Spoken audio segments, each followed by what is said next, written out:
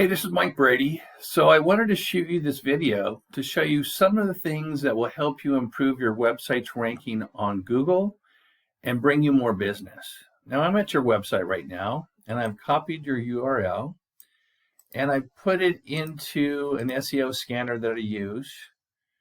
And we're going to check your main header tags because that's what Google looks at to determine what your site's about and what to rank it for.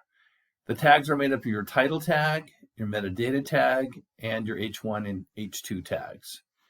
Now, your title tag is just a little too long. You're getting marked down for that with Google, but unfortunately, you have no meta description. Your H1 tag is making good use of the space there, but you have too many H2 tags, so you're getting marked down for that as well.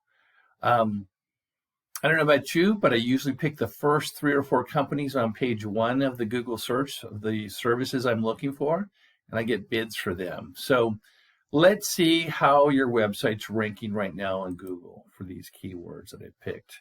I picked Bakersfield Remodeling Company, Bakersfield Remodeling Contractors, and Bakersfield Kitchen Remodelers.